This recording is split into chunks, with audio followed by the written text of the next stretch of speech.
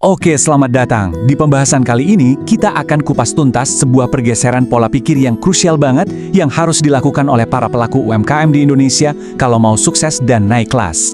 Nah, mari kita langsung masuk ke intinya. Pernah kepikiran gak sih, kenapa ya ada bisnis yang bisa lari kenceng, sementara yang lain rasanya kok gitu-gitu aja? Jawabannya seringkali ada di sesuatu yang gak kelihatan, yaitu pola pikir. Coba deh lihat perbandingannya. Di satu sisi, kita punya pola pikir yang penting selamat, yang ngarep dibeli cuma karena kasihan dengan status UMKM-nya. Tapi, di sisi lain, ada mental petarung sejati, yang didorong oleh keinginan buat tumbuh, buat inovasi, dan ngasih nilai lebih ke pelanggan. Bedanya, wah, jauh banget. Kutipan ini benar-benar nonjok ya. Ini inti dari masalah pola pikir manja. Mentalitas inilah yang jadi tembok penghalang paling besar buat maju ketika sebuah bisnis berharap dibeli karena iba, bukan karena kualitasnya memang juara. Tapi, kita juga harus jujur nih, pola pikir itu bukan satu-satunya PR. Ada banyak banget rintangan dari luar yang nyata, dan ya, emang berat buat diatasi. Seperti yang bisa kita lihat di sini, jalan yang dihadapi UMKM itu emang banyak tikungannya. Coba kita bedah ya. Masalah akses finansial bikin inovasi jadi susah. Dan cirinya apa? Keuangan masih dicatat manual, gak jelas. Lalu ada tantangan teknologi yang bikin pasar jadi segitu-gitu aja. Tandanya gampang, gak punya toko online atau medsos. Belum lagi soal skill manajerial dan infrastruktur. Semua ini tuh masalah yang saling terkait dan harus dipecahin secara strategis. Oke, sekarang kita geser sedikit. Kita bahas soal bantuan pemerintah yang niatnya baik, tapi kok kadang bisa jadi bumerang. Nah, ini nih pertanyaan pentingnya.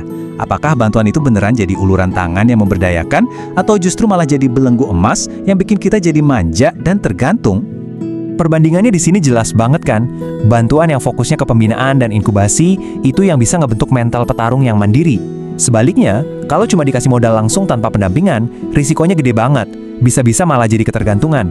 Ini bukan cuma soal bantuan jangka pendek, tapi soal gimana biar bisa bertahan buat jangka panjang. Jadi, intinya itu, pemberdayaan. Bukan cuma ngasih ikannya, tapi ngasih kailnya, ngasih ilmu dan skillnya. Itu kunci biar bisa sukses terus-terusan. Oke, setelah ngomongin mindset dan tantangan, sekarang kita masuk ke bagian praktisnya. Gimana sih langkah-langkah nyata buat bertransformasi jadi bisnis yang profesional dan kompetitif? Coba bayangin ini. Sebuah studi baru mengungkap fakta yang bikin kaget. Siap-siap ya, 85%.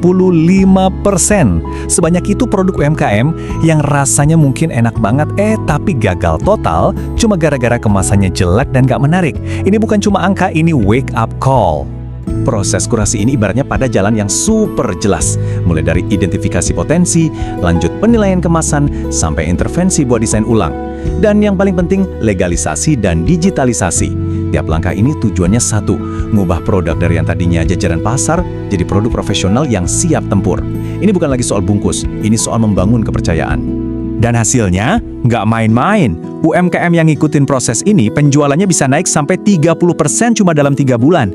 Ini bukti nyata kalau investasi di kualitas dan legalitas itu pasti balik modal.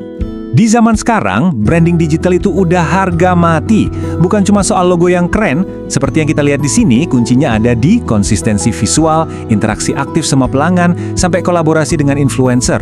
Semua ini adalah elemen yang membangun sebuah merek online yang kokoh.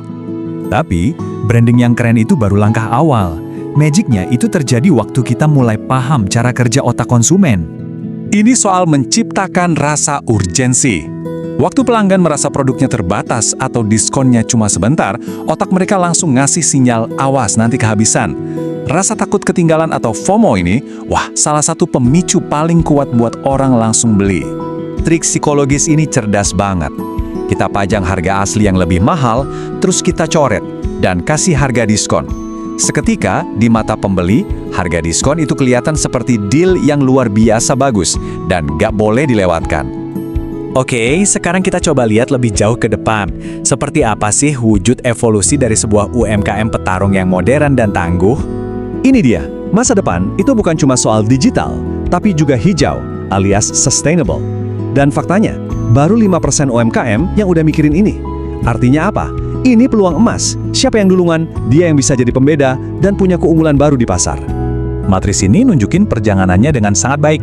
Kita mulai dari level tradisional, semua masih manual. Naik ke level terkoneksi, udah pakai medsos. Lanjut, terdigitalisasi, udah punya toko online aktif. Tapi nggak berhenti di situ. Level berkelanjutan membawa kita ke standar global, dan puncaknya di level tingkat lanjut, di mana inovasi udah pakai AI. Ini bukan cuma tangga biasa, ini adalah peta evolusi buat jadi bisnis yang relevan sampai kapanpun. Pada akhirnya, semua ini kembali ke pilihan. Jalan ke depannya sudah jelas banget buat mereka yang mau berjuang.